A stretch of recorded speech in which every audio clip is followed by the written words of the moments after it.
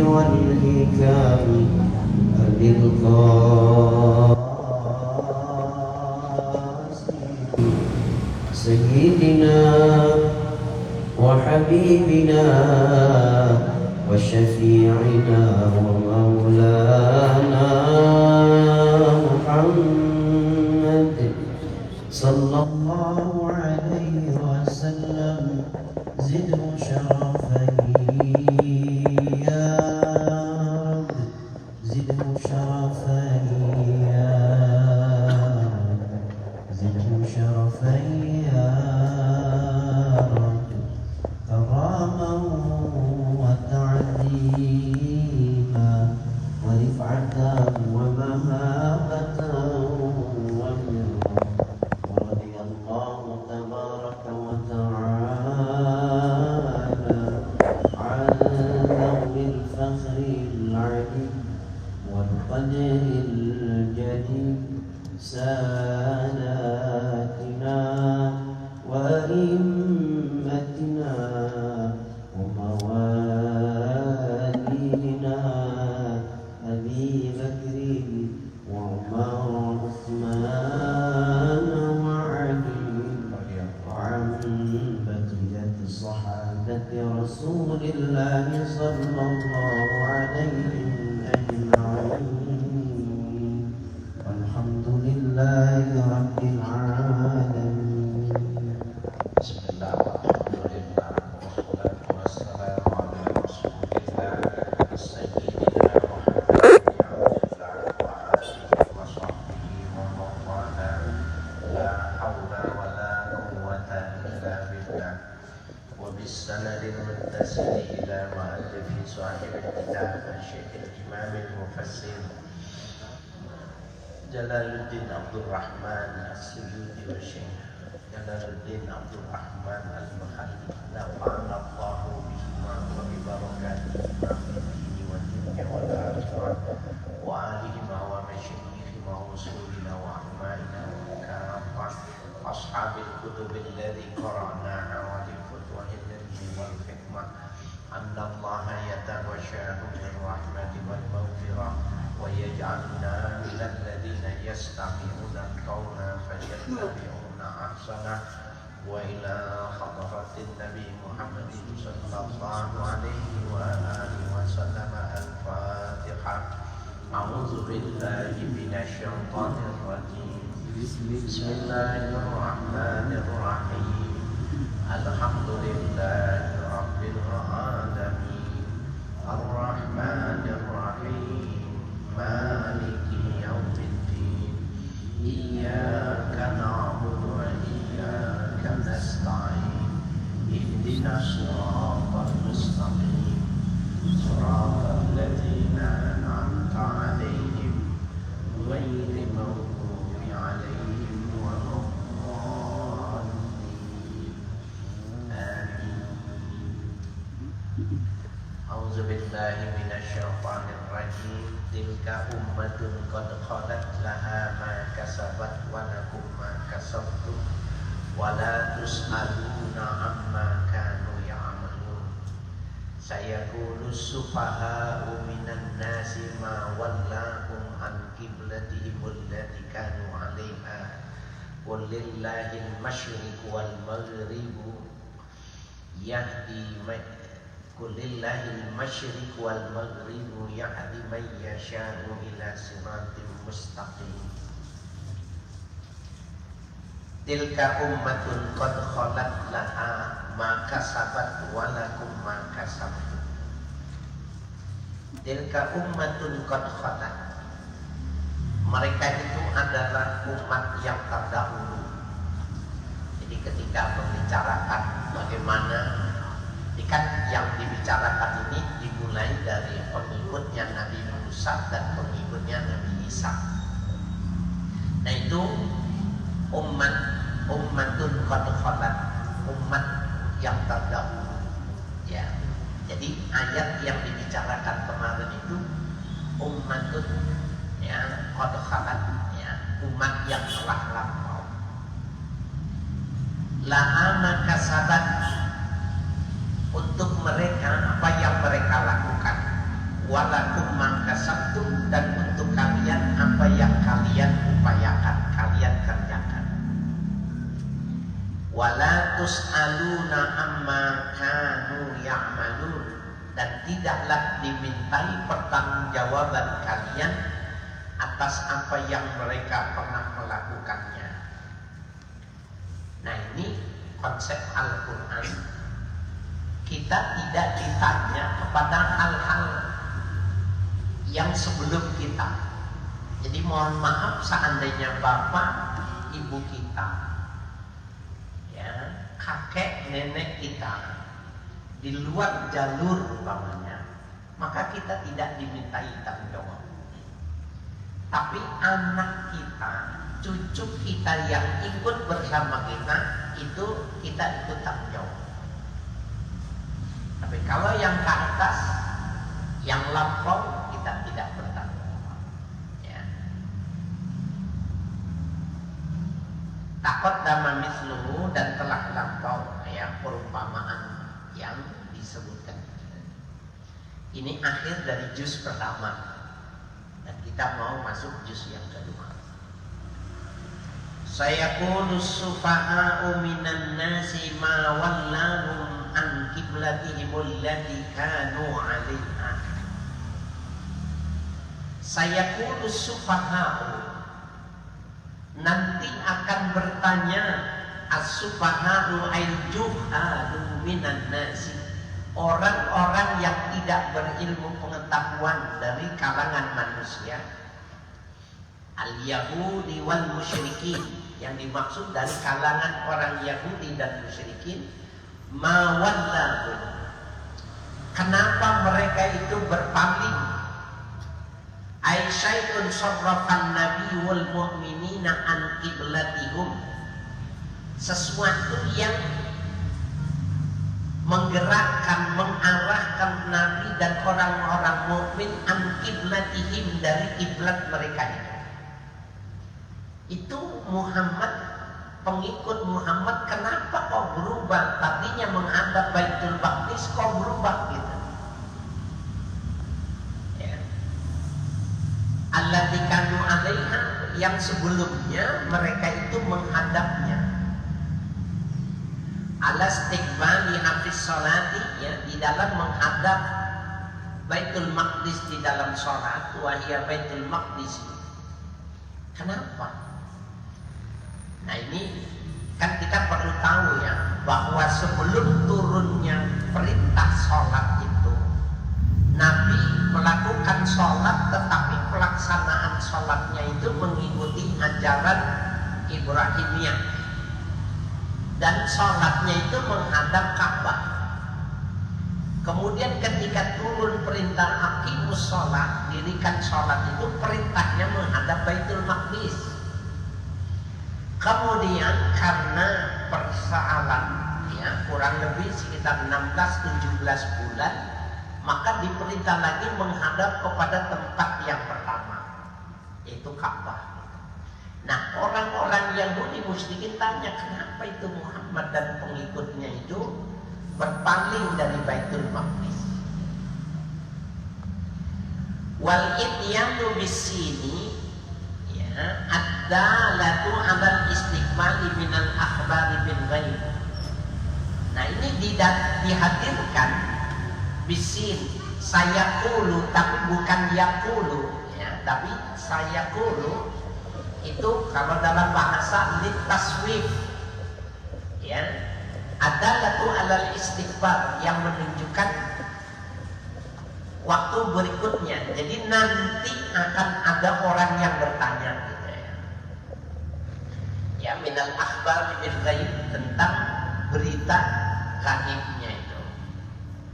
Oh, jadi itu kan turunnya itu di waktu sholat asar. Ya, jadi di waktu sholat asar itu, fawalli wajhaka syatrul masjidil haram, ya Muhammad, hadapkan kamu menghadap Masjidil Haram. Maka sholatnya bergeser, tadinya menghadap ke timur, maka berubah menjadi menghadap selatan. Ya, sehingga hari itu ditunggu sama Nabi, Ya, masjid itu ditunggu. Jadi kalau ada orang yang sholat masih menghadap timur, dipegang pundaknya untuk dihadapkan menghadap selatan. Ya. Dan ini juga jadi pelajaran buat kita. Kita sering melihatnya di rest area. Yang sering terjadi itu di rest area karena habis pakai dia langsung jalan. Gitu. Tapi kalau di hotel atau di airport itu atasnya itu ditulisnya menghadapnya. Nah, tapi rest area dan tempat-tempat hiburan itu kadang nggak ditulis. Nah, orang seperti ini. Ini kalau orang yang datang ini ditanya masjidnya madep kemana ini, maka nggak mungkin dia mengatakan masjidnya menghadapnya ke sana karena gambarnya itu madepnya ke sana. Nah, kalau yang begini dia bingung, yang satu ke sono, yang satu ke sono. Kan gini kan. Nah, kalau ada orang yang seperti itu, maka yang dipegang itu pundaknya. Ya, jadi memperbagi orang yang sedang sholat itu pundaknya. Kita juga mesti ngerti kalau kita sholat pundak kita dipegang berarti kita salah. Jadi nggak boleh ya kecuali seperti itu caranya. Nah, kita digeser gitu, dia mesti nurut berarti salah. Umroh terakhir itu saya akhirnya agak lama di airport gitu ya, agak lama di airport. Nah, maka bukan di sini ya, bukan di airport sini, transit ya di Dubai ya, kalau nggak salah itu lupa saya. Nah, orang sholat salah gitu. Sebenarnya orang kalau dia buka HP ini juga mudah ya. Mau di mana saja ya. Sekarang itu udah ada kiblat yang digital sehingga dia akan memberitahukan. Nah, yang saya maksud ini jamaah saya ini sholatnya salah. Saya pegang maka saya berikan dan amatnya ditahan gitu. Gitu. Mungkin disangkanya bercanda saya, sehingga dia ditahan. Padahal kalau pundak kita dipegang itu berarti salah. Maka mau nggak mau karena dia bertahan atau asumsinya saya itu bercanda, maka saya bilang kiblatnya kurang tepat. Baru mau dia kendalin gitu, dibelokin. Nah, berarti apa? Perlu ngaji juga soal kiblat salah, kitanya yang memperbaiki. Kayaknya kedencengan ya, kitanya yang memperbaiki atau kita yang diperbaiki, itu harus kita mengetahuinya ya. Nah, bagaimana seandainya orang bertanya ya pada hal yang semacam itu? Nah, qulillahul masyriqu wal maghribu ya. Katakanlah lillahil masyriqu wal maghrib, milik Allah timur dan barat. Apa konteks pembahasan dengan kekinian kita? Sekarang ini orang tidak menanyakan tentang kenapa menghadap kiblat, bukan.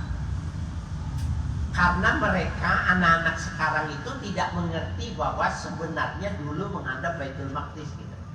Tapi yang pertanyaan kontekstual sekarang ini adalah, kok orang Islam menghadap batu?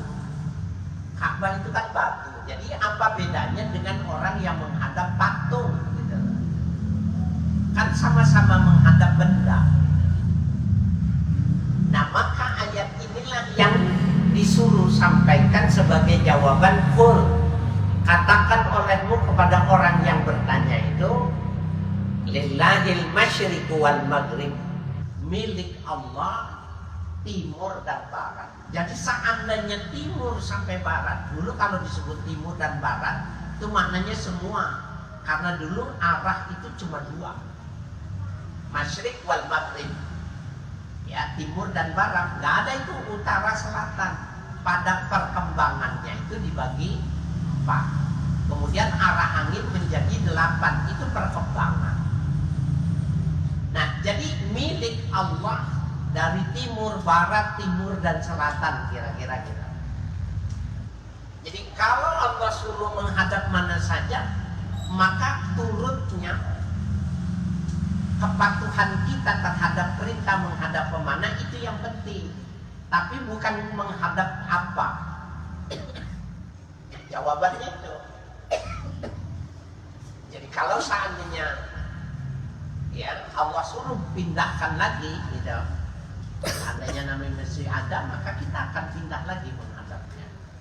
Jadi bukan karena memang kita menyembah Ka'bah, lantaran sebelumnya kita tidak menghadap ke Ka'bah. Ya. Jadi kun lillahil masyriqu wal maghrib, milik Allah lah timur dan barat. Ya. Aib jihatu kulluha, seluruh arah keseluruhannya. Fayamur bitawajjuhi ay ila jihatin sya'a li'tiradin alaihi. Maka Allah perintahkan untuk mengarahkan ila jihatin sya'a, kepada arah yang dikehendaki oleh Allah. Ya, jadi kita menghadap kiblat itu karena disuruh sama Allah, bukan kita menyembah Ka'bah. Ya, li'tiradin alaih, karena ya kita berpaling darinya, ya menghadap kepadanya. Yahdi man yasha'u ila siratin mustaqim, yahdi man yasha'u hidayatahu. Allah lah yang memberi hidayah, man yasha'u, orang yang dikehendakinya, hidayatahu terhadap petunjuknya, ila siratin mustaqim, kepada siratin ay tariqin mustaqim, pada jalan yang lurus.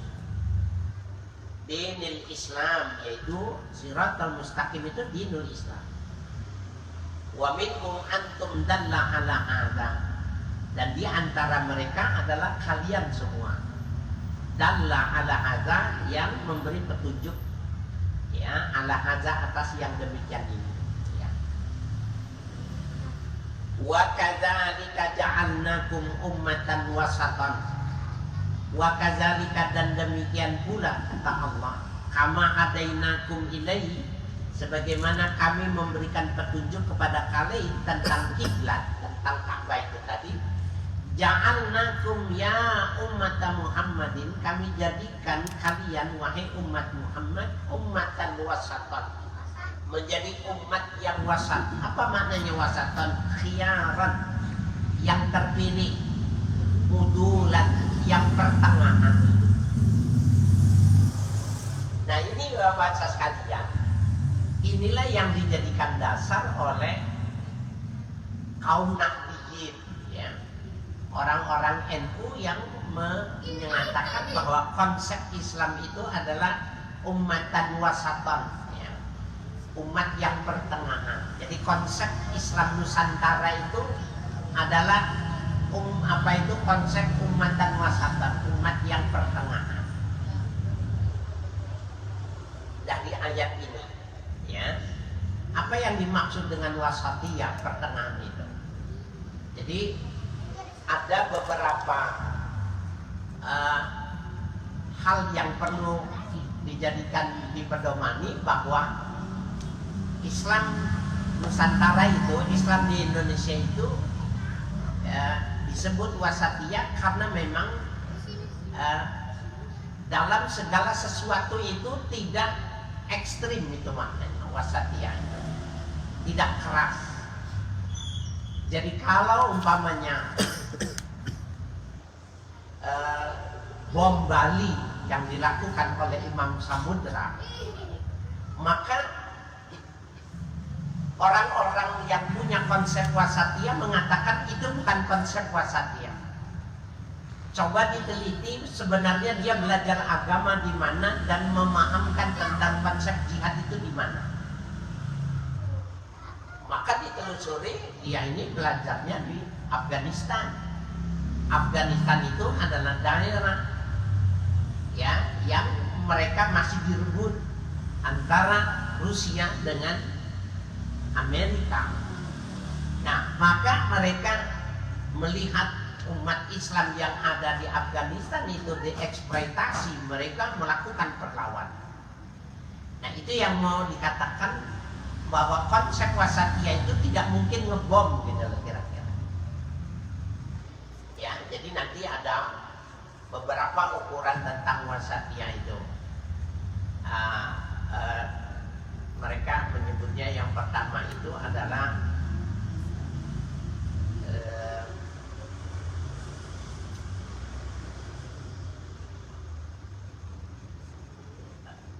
ada ya, saya nanti kalau ketemu saya ingat. Jadi ada beberapa patokan untuk disebut bahwa konsep ya, keberadaan Islam di Indonesia itu wasatiyah, ya, pertengahan. Jadi begitu juga bisa dipahami bahwa yang membawa agama Islam ke Indonesia itu bukannya penjajah gitu. Tetapi mereka itu adalah pedagang dan kaum sufi gitu. Berbeda dengan agama-agama lain yang ketika dia menguasai suatu negara maka dijejelin agama itu untuk diterima gitu. Nah, sejarah masuknya Islam di Indonesia itu bukan seperti itu. Bukan melalui satu proses eksploitasi manusia ya, penjajahan, tetapi dengan melalui proses perdagangan dan perjalanan para sufi gitu. Sehingga memang berbeda konsep tentang ya yang disebut dengan wasatiyah ini tadi, wasatan. Nah, jadi banyak itu, termasuk lanallahul mutanatti'in gitu ya. Ada dalam hadis sahih itu Allah melaknat orang-orang mutanatti'. Nah, itu mutanatti' itu al-mutasyaddiduna fil ibadah. Jadi ada orang seandainya dia melakukan ibadahnya itu melampaui batas yang normal gitu, maka itu dianggapnya juga tidak wasatiyah. Ibadahnya itu dianggap ibadah yang melampaui batas. Dan mungkin pernah ya saya menyampaikan di zaman Nabi itu, Nabi pernah mau sholat subuh, dulu kan tidak ada lampu ya, tidak seterang ini gitu, tapi berdasarkan penerangan bintang gitu. Kemudian Nabi dadanya itu tertahan oleh tali yang diikat dari satu tiang ke tiang. Maka Rasul ketika kaget gitu, karena ada tali ini kan, dia tanya dan sahabat, tali apa ini? Maka orang-orang bilang ada hablum li Zainab, ini talinya si Zainab. Zainab itu perempuan, tetapi dia kalau sholat malam itu dia sholat berdiri terus. Kalau dia sudah capek maka diikat tubuhnya supaya sholatnya tetap berdiri. Kan ada rukhsah qiyaman wa qu'udan wa ala junubihim, itu adalah konsep sholat itu boleh berdiri, duduk atau berbaring bagi yang tidak mampu. Tetapi jangan lupa bahwa pemahamannya itu orang yang sholat duduk separuh pahalanya orang yang berdiri, orang yang tiduran berbaring itu pahalanya separuh orang yang duduk. Sehingga oleh Zainab tubuhnya itu diikat sehingga sholatnya tetap berdiri. Nah, oleh Nabi dilarang. Dianggapnya ini mutasyaddi, mutanatti', ya, melakukan sesuatu itu dengan memaksakan. Nggak boleh juga. Jadi kita beribadah itu benar-benar yang disebut dengan ummatan wasatan, bukan cuma orangnya, tetapi konsepnya juga memang wasatiyah.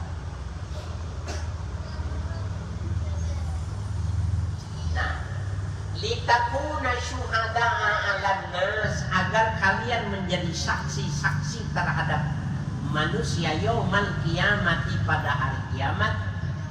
anna rusulahum balagatkum, bahwa rasul-rasul Allah itu sudah menyampaikan risalah mereka.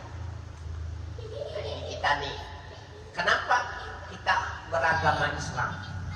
Karena kita percaya dari pilihan agama-agama kita, kita mengikuti kepercayaan orang tua kita. Nah, kita meyakini kita tidak berpindah agama, mengikuti yang diajarkan. Itu nanti keberadaan berapa jumlah orang yang mengikuti Nabi Muhammad, itu semuanya namanya syuhada. Jadi saksi bahwa Nabi Muhammad dakwanya itu sampai ke Indonesia, dakwahnya itu sampai ke India, sampai ke Eropa dan lain sebagainya. Itu yang dimaksud dengan syuhada. Wa yakunar rasulu alaikum syahidan, dan rasul terhadap kalian juga menjadi saksi. Nah ini jadi ada konsep tasyhid ya, persaksian.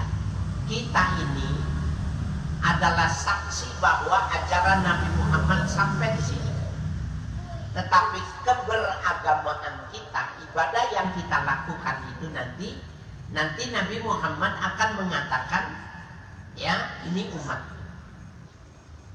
Oleh karena itu ada hadis yang mengatakan bahwa umat Nabi Muhammad itu nanti, ya, ghurran muhajjalin min asaris sujud, muka dan bagian anggota tubuhnya itu bercahaya dari lantaran mereka itu sujud. Jadi 7 anggota tubuh yang dipakai sujud nanti itu bercahaya. Jadi umat Nabi Muhammad nanti ketika berkumpul dengan umat manusia dari zaman Nabi Adam itu bedanya itu ada cirinya.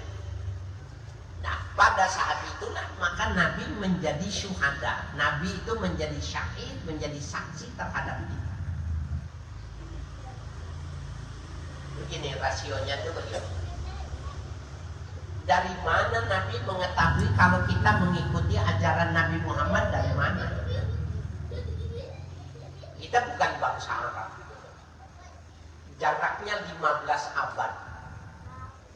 Dari mana Nabi ingin mempersaksikan bahwa kita pengikut dia? Susah. Nah, dengan kita melakukan peribadatan yang diajarkan tadi, maka anggota wudhu itu yang menjadi simbol. Jadi Nabi Muhammad itu tahu ini umatnya. Kenapa? Ada cirinya. Sehingga dalam hadis itu Nabi mengatakan, ya, apabila seseorang itu mampu, ya, ayyutilah, ya, fal, ya itu apa doanya, maka hendaknya dia memperpanjang, memperluas gitu. Ayyutilah hurratahu, maka dia memperpanjang daripada hurrahnya. Wudu ila mirfaqain, sampai sikut, maka lebihkan sampai lengan. Kaki sampai mata kaki. Ku'ain, sampaikan sampai betis. Kalau airnya ada dan kita bisa menerima air. Nah itu karena semakin mudah Nabi mengenalinya dan memberikan persaksian. Oleh karena itu, kalau disuruh memperpanjang, ya ayyutilah hurratahu, hendaknya dia memperpanjang, memperluas. Ulama-ulama sufi itu memaknakan itu. Maka barang siapa yang ayatuma fit taharah fahuwa afdalu minhum gitu. Siapa yang wudunya terus menerus, dia lebih bagus lagi dari orang yang cuma berwudu. Itu para sufi mengartikannya begitu. Kenapa? Karena ini stato'a falyaf'al, kalau kau mampu lakukan. Nah, maka mereka ada yang tidak mau menikah. Kenapa tidak tidak mau menikah karena kalau menikah itu batal, sehingga dia tidak mau. Lidawamil wudu ayatukan nikah, karena pengen wudunya terus menerus maka dia tidak mau menikah. Ya. Kalau kita kan enggak, kan nikah dulu baru belajar gitu. Sudah terusin aja ya. Tetapi mereka yang belum belajar itu sama. Saya punya guru, salah seorang guru saya. Kalau yang baik boleh disebutnya Kiai Haji Abdul Latif. Ya. Beliau itu enggak menikah. Beliau tidak menikah. Pada akhir hayatnya, ya, jadi ada orang Jakarta ini yang akrab sama beliau ini, ditanya, nyuwun sewu Pak Yai, sejatine panjenengan menika boten nikah meniku, napa wonten alasanipun wonten ing Islam? Kalau yang ngerti di bawah terjemahannya nih. Pak Yai, ini orang Jakarta nih, orang Jakarta memang rada-rada di mana-mana. Karena dia udah akrab ya. Sebenarnya Pak Kiai nggak menikah itu alasannya apa? Dalam pandangan Islam itu kata dia, waktu dia nanya itu dilihatin gitu. Mukanya itu dilihatin. Artinya ini pertanyaan main-main apa ini pertanyaan beneran gitu. Dilihatin. Sampai Kiai Abdul Latif ini paham, ini memang orang bertanya. Maka di luar dugaan, jawabannya itu ada di dawamin. Dia pengen wudunya itu terus menerus. Kata orang Jakarta ini yang ikut sama beliau ini, Ustaz Bahrudin. Dulu kan dari Tebuireng mau ke Kediri gitu. Itu naik seandainya 25.000 atau 50.000, kalau dia bisa 200.000 naik mobil, nanti di namanya juga angkutan itu ketemu perempuan kesenggol batak, dia turun, nggak marah apa turun, cari masjid, cari musalah, habis wudu salat 2 rakaat, naik lagi angkutan, kesenggol lagi sama perempuan, turun, cari musalah, cari masjid, sholat 2 rakaat, naik lagi. Jadi dari Jombang dia sampai ke Kediri itu lama betul jalannya. Karena dia nggak marah, tapi dia nggak mau tidak punya. Ada yang mengamali nggak? Itu, ya. Jadi memahami tentang muhajjalin, ya, hurran muhajjalin min hasanil wudu. Ya, asal sujud itu seperti itu. Ya, subhanallah. Jadi wa yakuna ar-rasulu 'alaikum syahidan annahu balaghakum. Dan Rasul untuk kalian adalah saksi bahwa Rasul telah menyampaikan kepada kalian. Wa ma ja'alna ay sayyarna al-qiblata lakal hanal jihata allati kunta 'alaiha. Dan tidaklah kami jadikan sayyarna kami tetapkan al-qiblata lakal han, kiblat yang sekarang bagimu itu al-jihata allati kunta 'alaiha, yang engkau terlebih dahulu menghadapnya awalan, pada awalnya. Jadi yang sekarang ini kita menghadap Ka'bah emang dulu aslinya menghadap Ka'bah, gitu. Yang dilakukan oleh Nabi Muhammad sebelum ada perintah untuk melakukan sholat.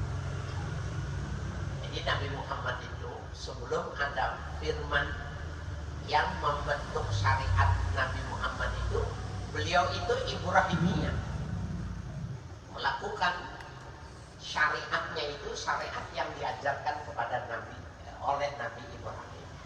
Puasa 3 hari dalam sebulan, sholat menghadap Ka'bah, ya, memberi makan kepada orang fakir miskin, ya, sampai turun ayat zakat. Jadi allati kunta 'alaiha awalan wahyal Ka'bah, yang kau ya berada di atasnya awal mula itu tadi, yaitu Ka'bah. Wa kana sallallahu alaihi wasallam yusalli ilaiha, dan adalah Nabi sallallahu alaihi wasallam salat menghadap Ka'bah.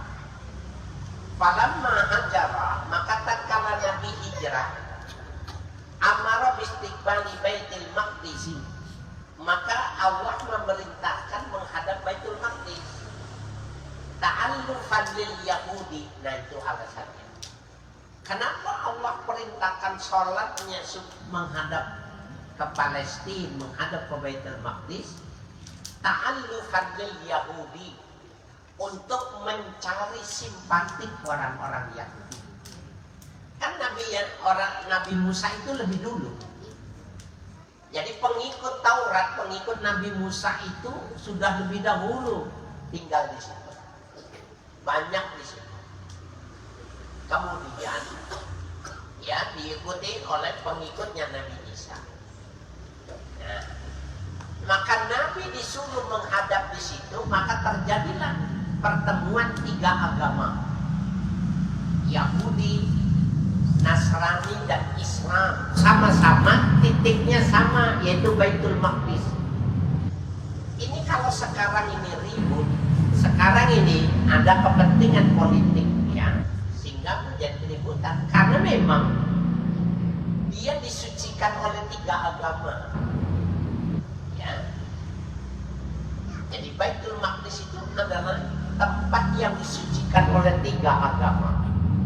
Jadi kalau dia rebutan, ya wajar, karena menurut kitabnya masing-masing, ya, mereka mendapatkan perintah oleh nabi-nabinya untuk menjaga dan memelihara tempat suci.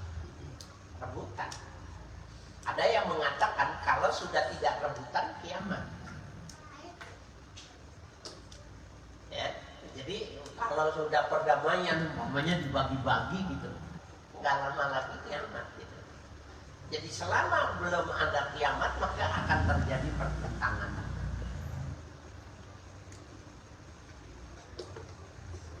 Fasalla ilaihi sittatan aw sab'ata asyara syahran. Maka Nabi menghadap Baitul Maqdis itu 6 atau 17 bulan namanya. Ya, jadi 1 tahun setengah lebih dikit, ya, 1 tahun setengah menghadap Baitul Maqdis. Summa huwila, kemudian diperintahkan untuk bergeser. Kenapa begitu? Nah, ini alasan yang kedua. Tadi alasan pertamanya walillahil masyriq wal maghrib. Ilat yang kedua, kenapa kita bukan menyembah Ka'bah, bukan menyembah sosok batu itu? Perintah itu illa lina'lama mayyattabi'ur rasul, kecuali kami ingin mengetahui ala zuhurin, ya, secara nyata, mayyattabi'ur rasul, siapa yang mengikuti rasul.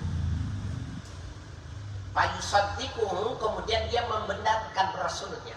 Jadi kata Rasul pindah, nanti kalau disuruh pindah lagi, ya pindah lagi menghadapnya. Maka ketaatan itu yang dinilai, tapi bukan menghadap Ka'bahnya. Ini argumentasi yang kedua. Mimma yanqalibu ala aqibai ayyarji'u ilal kufri syakkan fid dini. Mimman yanqalibu, di antara orang-orang yang berubah ala aqibai, sesudah ya ia mempercayainya, ayyarji'u ilal kufri, kembali lagi kepada kekafirannya, syakkan fid dini, karena ragu di dalam agama yang diikutinya. Oh, tadinya menghadap Baitul Maqdis, kenapa disuruh pindah lagi? Ya, jadi banyak yang murtad. Wa zannan anna Nabiy sallallahu alaihi wasallam fi hayratin, dan mereka menduga bahwa Nabi dalam keadaan bingung min amrihi, dalam urusan ya kiblat itu tadi. Wa qad irtadda lidzalika jama'atun, dan sungguh murtad atas demikian itu jama'atun, ya beberapa orang yang cukup ya besar juga, jadi lebih dari 3 maksudnya. Wah, ragu dia ya.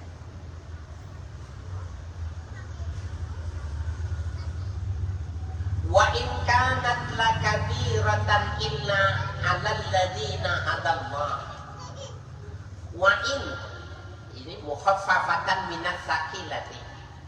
Wa in dibacanya in, mukhaffafah ringan, minas sakilati asalnya itu inna gitu. Wasmuha mahzufun, dan isimnya daripada inna itu tadi dibuang. Ai wa innaha kanat, ya sesungguhnya yang demikian itu, atau liyatu ilaiha, ya perubahan dalam menghadap Ka'bah itu lakabiratan ai syaqqatan 'alan nasi, sesuatu yang besar, sesuatu yang berat, ya masyaqqat 'alan nasi, terhadap manusia. Bapak sekalian yang berbahagia, kita nih kalau hidup di zaman itu,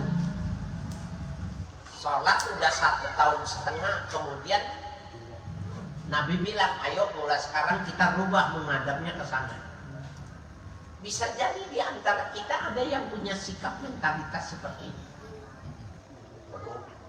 Kok dirubah-rubah, jadi timbul ada keraguan itu, bisa jadi. Padahal lina alam majat tabi'ur rasul, agar kami tahu, kata Allah, siapa yang tunduk, siapa yang patuh kepada Rasul. Ya, jadi yang dinilai bukan cuma menghadapnya, tetapi ketundukan kepada Rasul yang dinilainya. Ya. Illa 'alal ladzina hadallah, kecuali bagi orang-orang yang mendapatkan hidayah minhum di antara Allah. Wa ma kana Allahu la yudhi'a imanakum, dan tidaklah Allah menyia-nyiakan iman kalian. Ai salatakum ila baitil maqdis, yaitu salat kalian menghadap Maqdis. Bal yusibukum alaih, bahkan Allah akan memberikan pahala ketika kalian salat Baitul Maqdis. Li'anna sababan nuzuliha as-su'alu amman mata qabla tahwil. Oleh karena sebab turunnya itu adalah pertanyaan bagi orang yang meninggal qabla tahwili, sebelum adanya tahwil, perubahan. Ini kan Nabi Muhammad 16 atau 17 bulan itu kan di Madinah. Nah, orang-orang yang meninggal mengikut sama Nabi, tapi dia masih masuk menghadap Baitul Maqdis. Ketika Allah perintahkan menghadap Baitullah, dia kan nggak menghadap Baitullah semasa hidupnya. Bagaimana itu? Maka Nabi mengatakan dia tetap akan diberikan pahala, karena pada waktu itu memang perintah sholatnya menghadap Baitul Maqdis. Bukan maknanya ketika dia meninggal belum menghadap Baitullah kemudian ibadahnya jadi salah. Bukan. Ya, jadi mereka tetap diberikan pahala. Innallaha bin nasri ail mu'minina raufur rahim. Sesungguhnya Allah terhadap manusia, yang dimaksud adalah orang-orang mukmin, la raufur rahim, yang maha pemaaf lagi maha penyayang. Min adami idha'ati amalihim, dari lantaran tidak menyia-nyiakan amal mereka. Wa ra'fatu sidatu rahmati, ya, dan sangat kasih, kuatnya kasih sayang. Wa qadiman ablagu lil fasilati, dan didahulukan kalimat yang ablag, yang lebih itu, ya, al fasilati, ya, sebagai pemisah, pembanding saja. Qad nara taqalluba wajhika fis samai wallahu a'lam.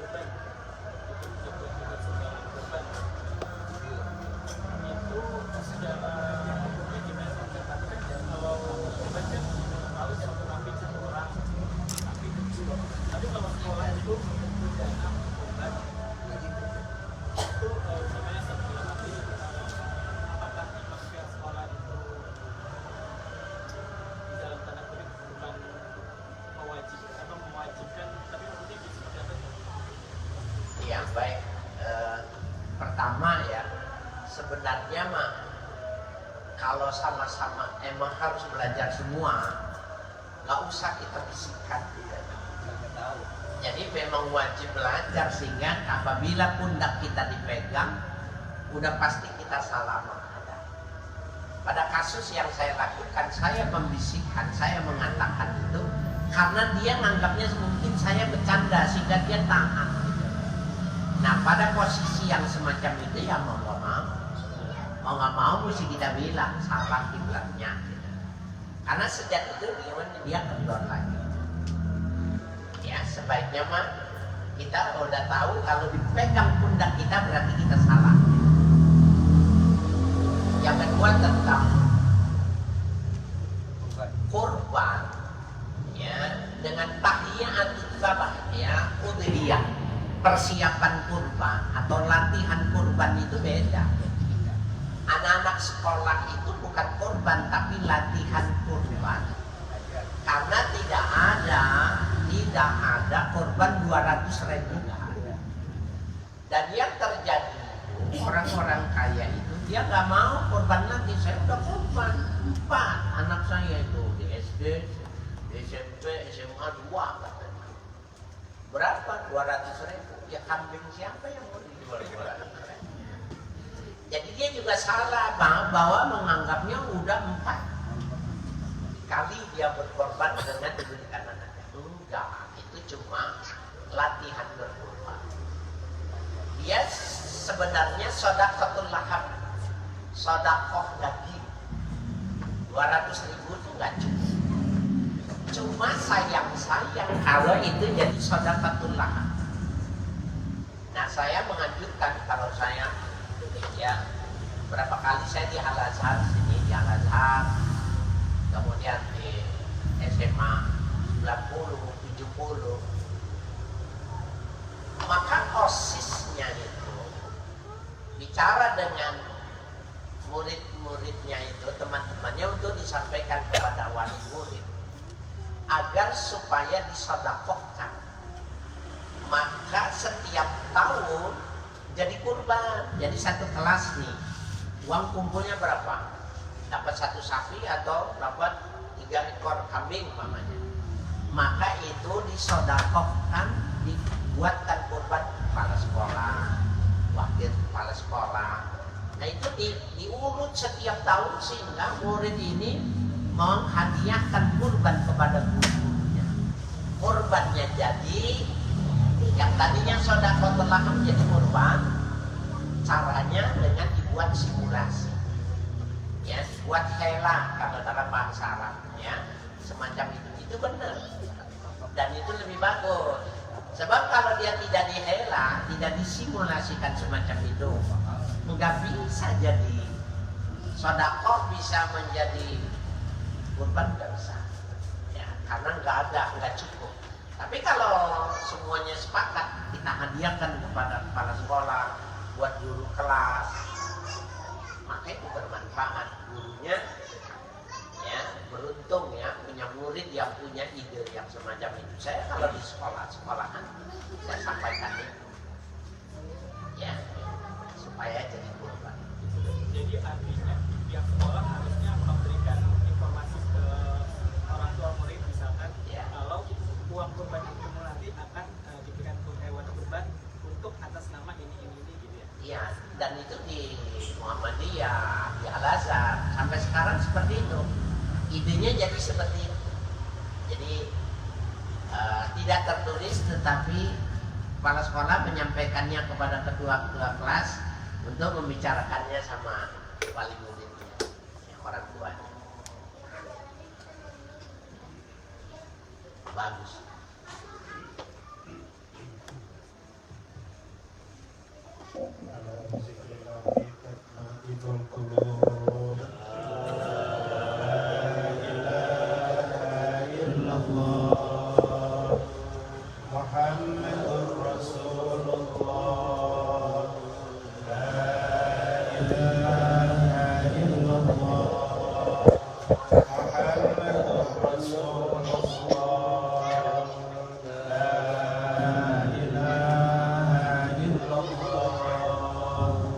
محمد رسول الله لا إله إلا الله لا إله إلا الله لا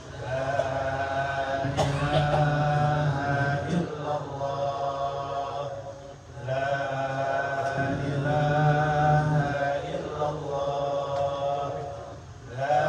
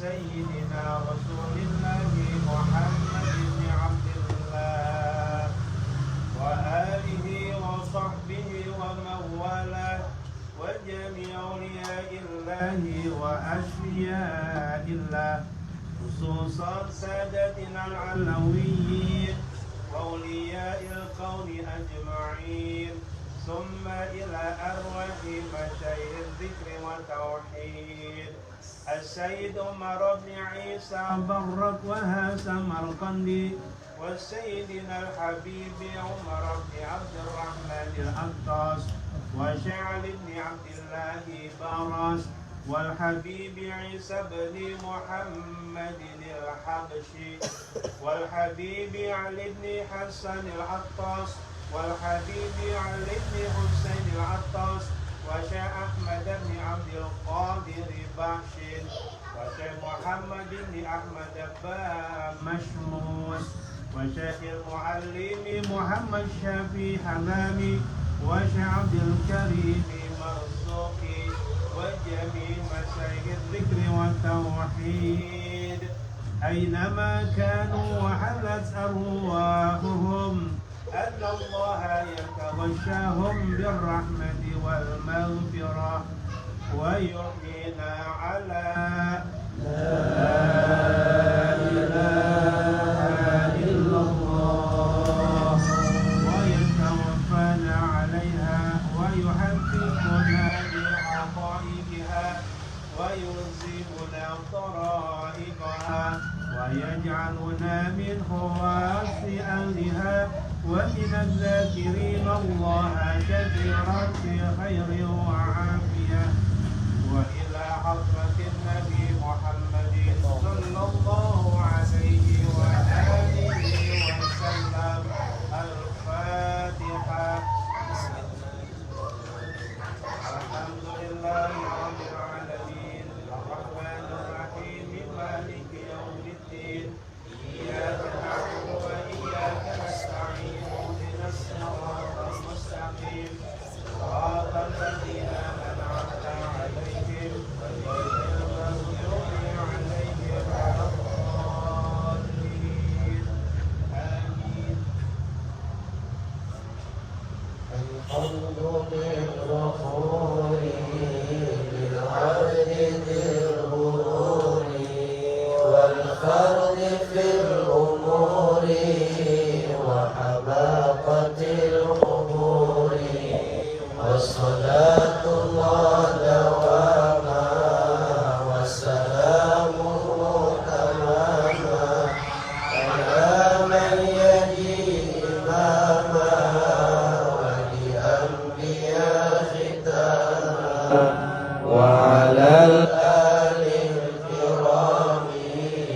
والصحب كالنجوم في قدوة المرام للغرب والأرجاء يا ربنا اعترفنا بأننا اقترفنا وإننا أسرفنا وعلى لظى أشرفنا فتب علينا توبة نغسل كل حوبة واستر لنا العورات وآمن الروعات واغفر لوالدينا